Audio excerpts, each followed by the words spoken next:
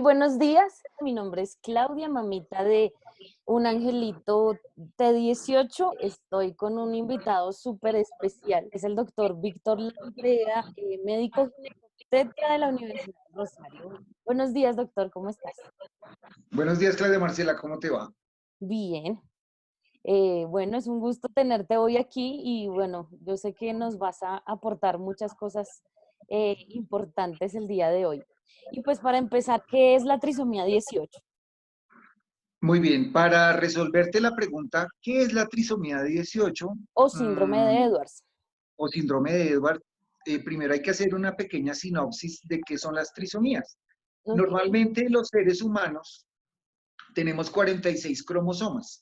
Eso quiere decir que de esos 46 cromosomas, la mitad, que son 23, son de la mamá y la mitad, otros 23, son del papá.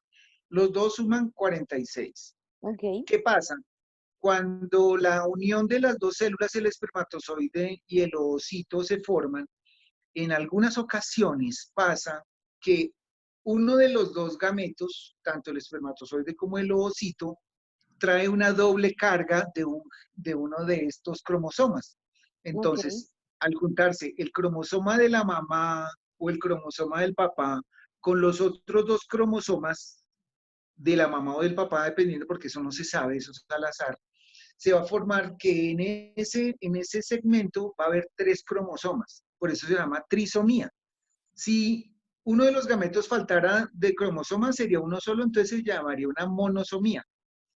Dentro de las trisomías existen una gran cantidad de posibilidades, pero se han descrito en la literatura unos síndromes específicos teniendo en cuenta lo que han descubierto investigadores y médicos que han observado la ocurrencia de varios síntomas o de varias como señales fenotípicas o de la forma de ser del ser humano que lo caracterizan dentro de un grupo.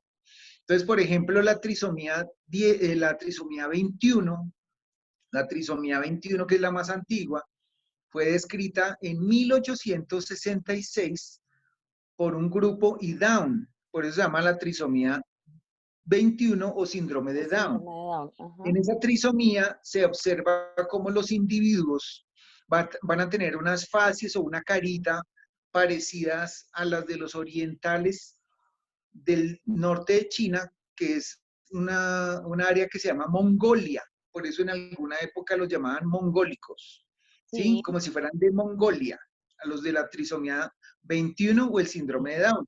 ok, Esos niños se caracterizan porque tienen los ojitos rasgados, un aumento de la lengua, a veces tienen baja implantación de las orejas, la mayoría tienen un retardo mental entre leve y moderado y pueden tener otros tipos de alteraciones.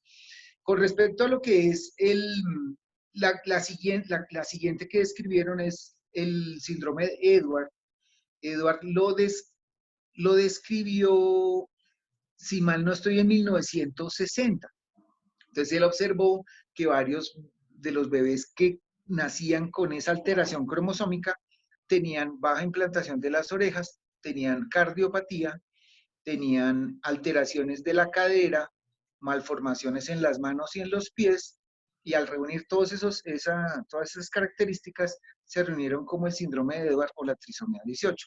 Existen otras como el pató, que es la trisomía 13, que es incompatible con la vida y la sobrevida es menor. En sobrevida le siguen el síndrome de Edwards y la trisomía 21, que es la que más viven. De hecho, nosotros hemos visto personas de edad con trisomía 21. Con respecto ya a la que es la trisomía 18, cuando tú le realizas un cariotipo, ves que el individuo va a tener tres cromosomas 18, por eso se llama la trisomía 18. Y con las alteraciones que ya te mencioné. ok. Sí. Mi doctor, entonces en ese orden de ideas, ¿tú qué piensas del término incompatibles con la vida? Eh, bueno, cuando tú estás dentro de la mami, o sea, cuando uno está dentro de la mamá, uno tiene unos requerimientos básicos para vivir. La primera es el oxígeno, porque sin oxígeno tú no vives. Entonces el oxígeno lo recibes a través de la placenta. Ese oxígeno tu corazón lo distribuye a todos los órganos. Eso hace que el corazón, que tiene una forma anatómica perfecta, hace que mande el oxígeno, recoja el oxígeno de la sangre que consumió el oxígeno, o sea, la sangre venosa, lo mande a los pulmones y lo oxigene en la vida normal. Cuando están en la vida fetal, el que oxigena la sangre es la mamá a través de la placenta. Ok, ¿Qué más necesita el ser humano para vivir? Agua. O sea, estamos hablando de la molécula más pequeña a la más grande. Luego están los micronutrientes, como son las vitaminas, y el azúcar, que es importante que es el combustible como el trencito de la célula. Entonces, el azúcar se necesita para pensar, para que el músculo tenga acción. Por eso cuando uno está hipoglicémico le da como la pálida. Entonces, porque el azúcar se necesita. Y finalmente las proteínas, que son las moléculas más grandes, que son las que construyen y hacen que el ser humano crezca. ¿Sí? Las proteínas que van a formar el músculo, la piel, todos los tejidos. Cuando uno habla, bueno, cuando tú naces, nacer es uno de los traumas más grandes que tiene el ser humano, porque tú pasas de estar a 37 grados al frío de Bogotá, de no tener que respirar a tener que respirar por ti misma, de no tener que oxigenar tu sangre a que tu corazón comience a oxigenarla, y de ya no recibir los nutrientes a través de la placenta de una forma pasiva, sino tener que comer, o sea, tener que succionar para poder comer. Entonces, ¿qué pasa? Que cuando muchos órganos se alteran, se habla de ese término, que en algunos casos, algunas enfermedades hace que el paciente sea incompatible con la vida. ¿Sí? O sea, porque si tú no puedes respirar, mueres. Si tú no puedes oxigenar el cerebro y la sangre, mueres. Si no puedes hidratarte, o sea, si no puedes tomar agua, te vas a morir de sed, te vas a deshidratar, vas a morir. O si no puedes requerir, o sea, si no recibes los nutrientes, tu cuerpo no va a construir y también vas a fallecer. Entonces son muchos como ingredientes que hacen que uno sea compatible con la vida, ¿no? La sí. otra cosa importante es que cuando tú ves el nacimiento de trisomías, tú ves, por ejemplo, que ninguna trisomía 13 sobrevive, ¿sí? Con respecto a la trisomía 21, es que también muchos fallecen recién nacidos, pero muchos sobreviven a largo plazo, ¿sí? Y hay Ujú. personas que nacen perfectas en teoría, o sea, entre comillas perfectas, porque tienen todo normal, eh, que me pasó en estos días, o sea, una paciente que tiene un embarazo completamente normal, lo único que tuvo es diabetes gestacional, la cual se controló, y al nacer se le encuentra una cardiopatía a la bebé que es incompatible con la vida si no se opera. ¿Sí? Entonces esa Ujú. paciente se operó y igual está en la unidad intensiva, va a tener muchos problemitas desde bebé, o sea, desde una semana de nacido. Pero eso solo Dios lo sabe. O sea, y la única opción es con amor, con fe y con toda la sabiduría y toda la ciencia de los cardiólogos, los cirujanos cardiovasculares, tratar de que ese pequeño ser siga adelante. Ok.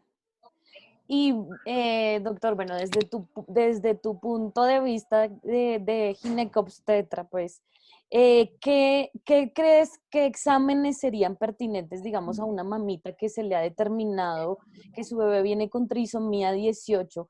¿Qué exámenes crees pertinentes y cuáles no que podría hacerse esta mamá? Lo, con respecto a eso, partamos del hecho que todas las mamás cuando se embarazan son normales. O sea, uno quiere que todas sus pacientes tengan un embarazo normal y lleguen a feliz término.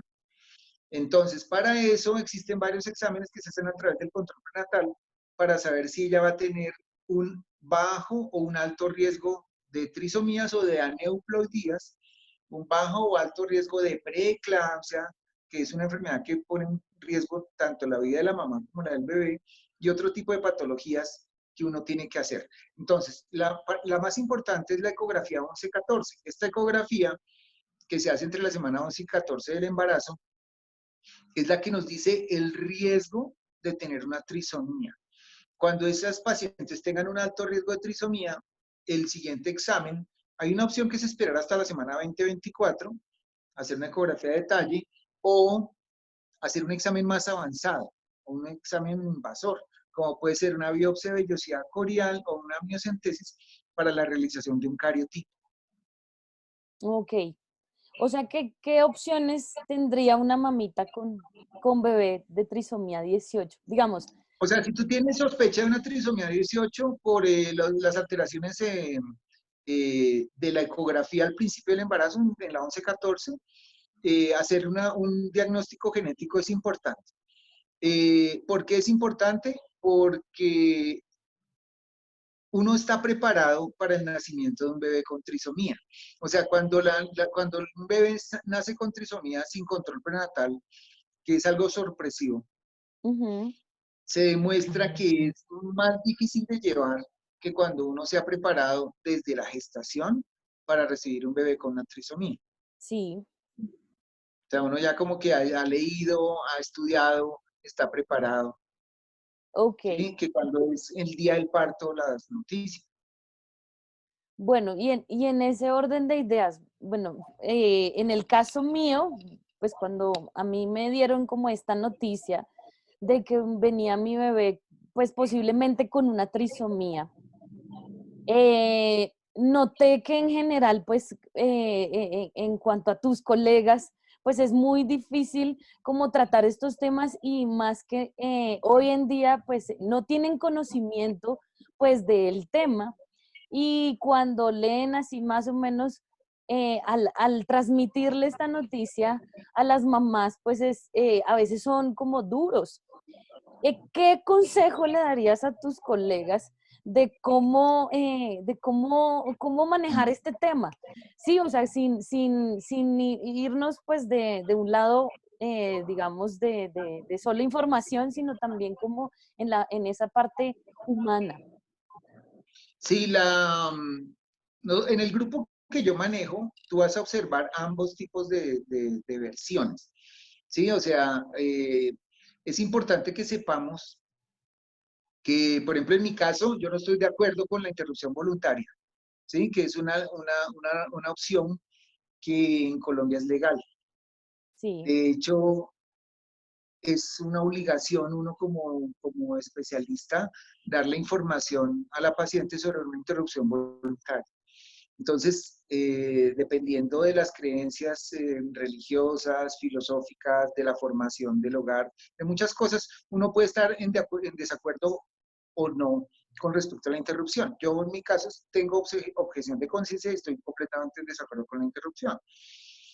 Eh, entonces, ¿qué pasa? Que cuando tú llegas a un grupo, a un hospital especializado o muy especializado, como es en los que nos encontramos trabajando, siempre vas a encontrar un poco de frialdad con respecto a cierto tipo de noticias que deben ser, desde el punto de vista científico, exactas ujú, y un poco crudas, ¿sí? Como es el diagnóstico de un cáncer o de una enfermedad mortal, o en el caso nuestro, pues de lo que estamos hablando, que es de una malformación que es muy seria. sí, Entonces, en ese momento, uno tiene que ponerse en los pies del otro y decir las cosas como a mí me gustaría que me las dijera. Esa es mi forma de actuar. O sea, si tú fueras mi hija, mi hermana, mi esposa, ¿sí? Si tu esposo fuera yo mismo, mi hermano, mi hijo, ¿cómo ujú, me gustaría yo enterarme de una noticia mala? Entonces, ese sí, es como el modus operandi por el cual yo actúo en la vida. Yo no puedo exigirle a todos que sean igual, pero lo importante es, uno, la claridad, la honestidad, ¿sí? Y segundo, el acompañamiento. El problema de las malas noticias es que en muchas EPS y en muchas instituciones te dicen, no, qué pesar, tienes cáncer y hasta aquí te vi. Que Dios te ujú, acompañe o que te vaya bien, que encuentres la solución. Entonces la idea siempre de nuestro equipo ha sido el acompañamiento. Entonces, tienes una mala noticia, vamos a ver cómo lo solucionamos. Sí, hay un grupo de mujeres que deciden la interrupción voluntaria. ¿sí? Sí. Es respetable, como te decía, es legal, ¿sí? Es, entonces, las que no, ¿sí? Que vamos a continuar, entonces deben tener un seguimiento y una asesoría. ¿Por qué? Porque yo me tengo que preparar para el nacimiento de un bebé que va a tener un poquito más dificultades que el resto, ¿sí? Y afortunadamente nosotros en el grupo en el que estoy encontramos especialistas en cirugía pediátrica, cirugía cardiovascular, en ecocardiografía, que nos van a ayudar, ¿sí? Ujú. Vas a ver que hay especialistas que son como, que tienen la negación.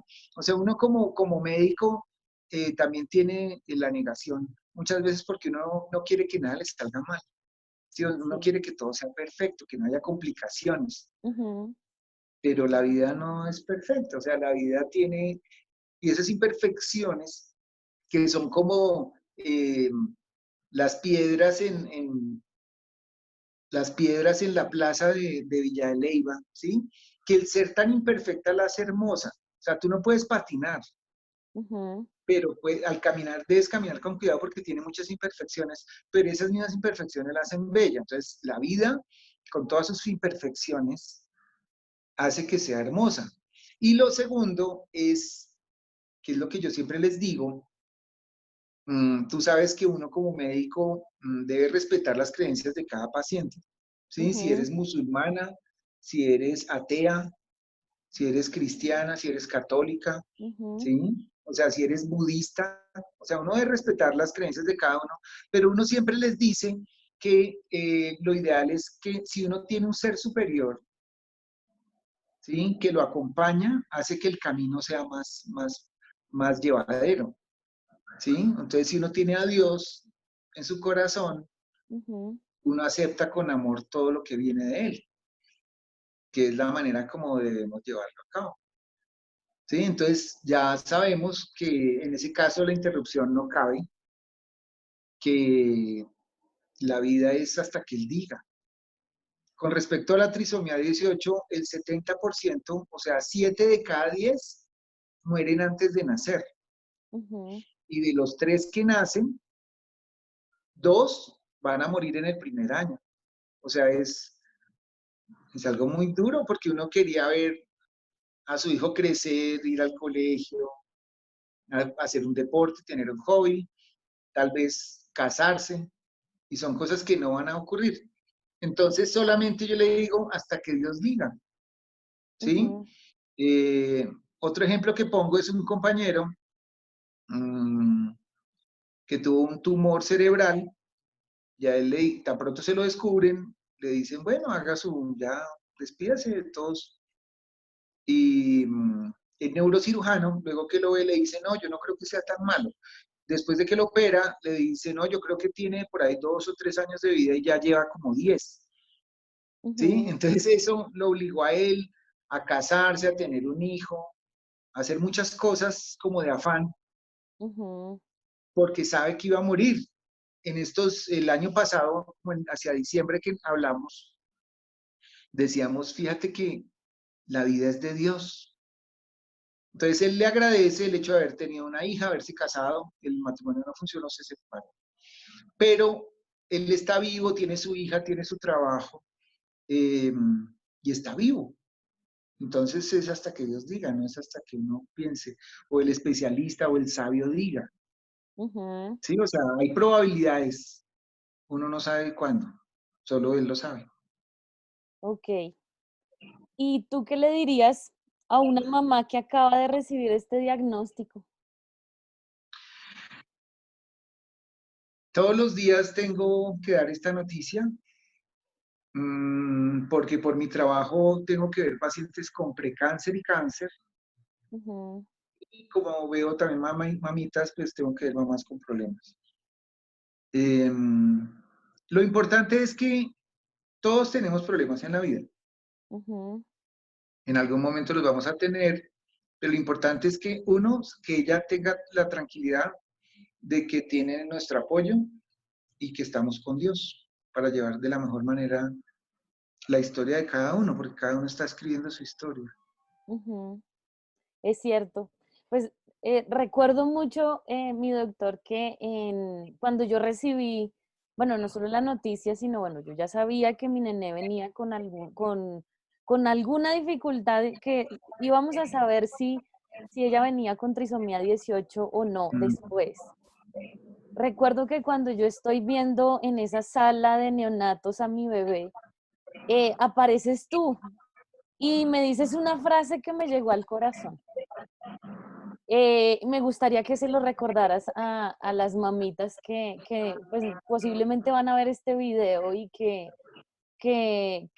pues, lo que están viviendo, sea que hayan recibido este diagnóstico hace mucho y hayan perdido ya sus nenés, o aquellas que están recibiendo esta noticia ahora.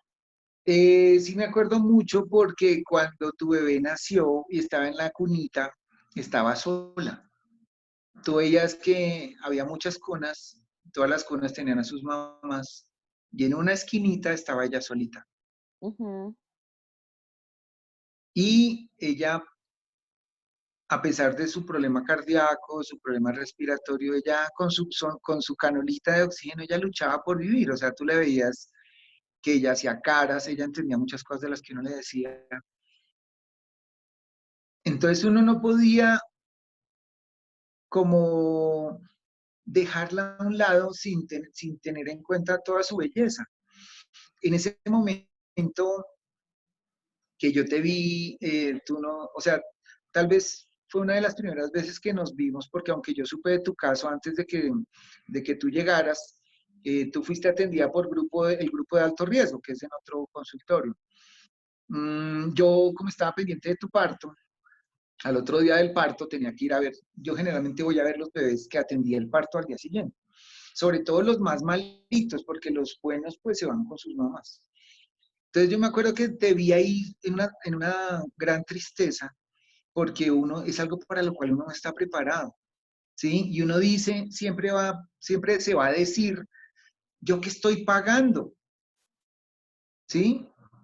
Primero, las trisomías son más frecuentes en mujeres mayores de 40, yo soy menor.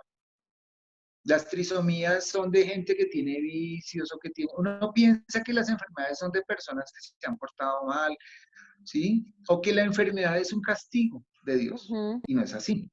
es Entonces, cierto. simplemente las cosas, buenas o malas, a ti te llegan por alguna razón sobrenatural. En ese momento que tú me dices, pero mi bebé tiene muchos problemas, ¿cómo voy? ¿Cómo? O sea, ¿por qué a mí? Yo te decía algo de lo cual nunca me voy a arrepentir porque es verdad, y eso Ujú, lo comprobamos todos los días. Y es que Dios escoge para sus labores más difíciles a sus mejores soldados. Sí, o sea, esa bebé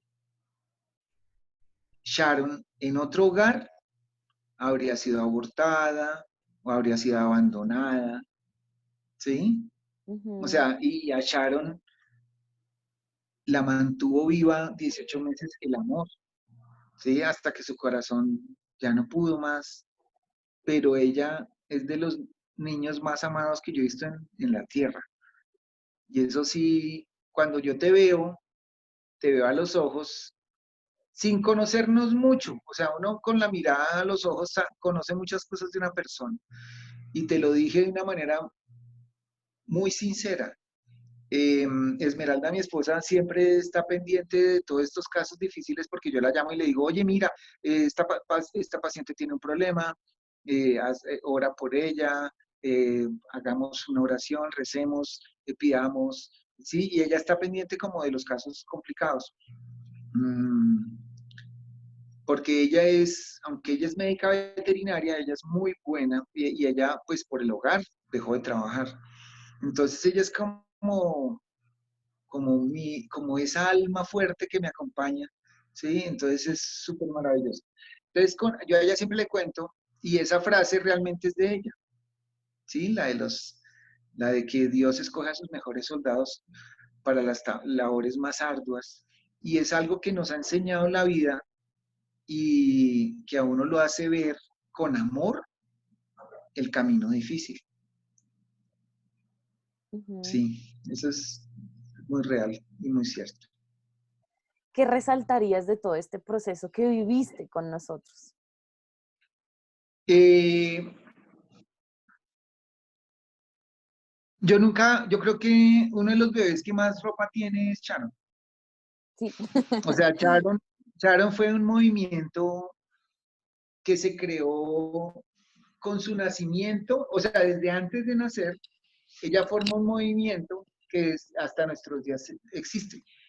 Fíjate que gracias a ella se han salvado muchas vidas, eso tú lo sabes, Ujú. y,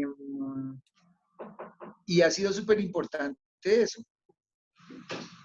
Entonces, si me entiendes, o sea, es como un movimiento que se crea y no tiene fin. O sea, eso es maravilloso porque a veces la vida de muchos seres humanos pasa en vano y eran gente normal. ¿Sí? Y eran gente que, entre comillas, decía, no, tiene todo perfecto. Entonces, ella crea un movimiento hermoso y, y fíjate que siguen llegando personas interesadas en conocer o que tuvieron relación con algo o que tienen o que están gestando un bebé con una trisomía. Entonces, imagínate la misión. Entonces, No, así es, a mí se me hace que es muy bello. Y te no. felicito a ti. Arnold es un ser de luz, es un ser súper amoroso. eh, y los dos hacen una dupla maravillosa y los felicito. Bueno, doctor, ya para terminar, bueno, me llama la atención como tu posición de pro vida y de como doctor poder como acompañar a estas mamitas de una manera pues muy humana, ¿no? Eh, Sí. ¿Tú qué consejo le darías a las familias y a la sociedad para asumir una posición frente al tema de la trisomía 18 o síndrome de Edwards? En principio,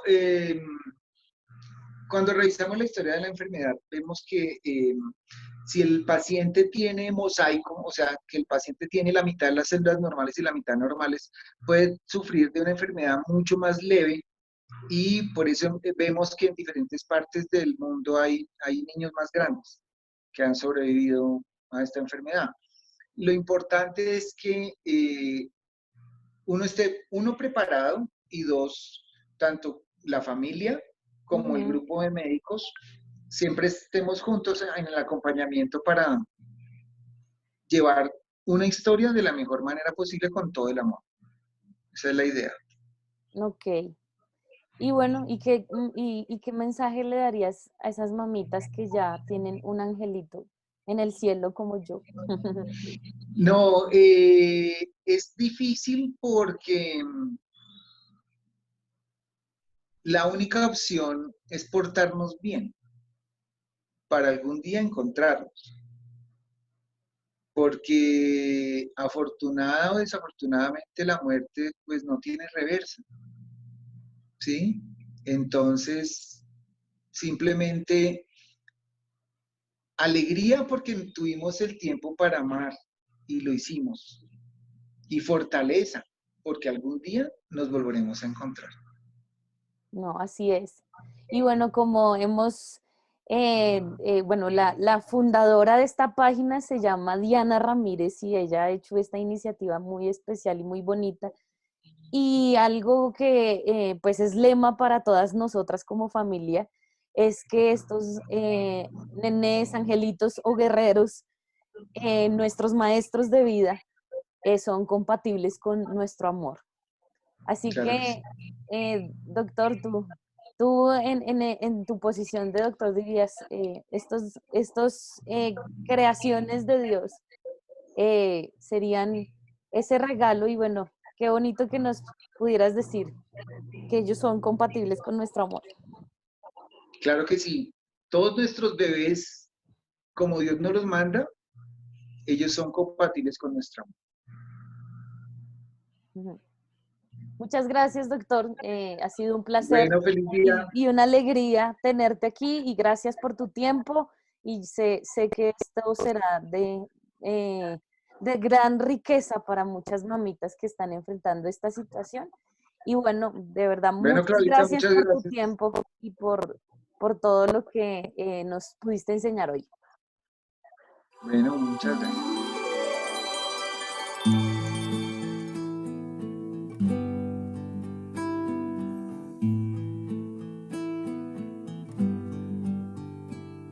El mundo es como un eco en la panza de mamá. Burbujas traen reflejos de la voz de mi papá. Soy un pez vivo en tus aguas, soy un pato en el cielo, un elefante en la sabana.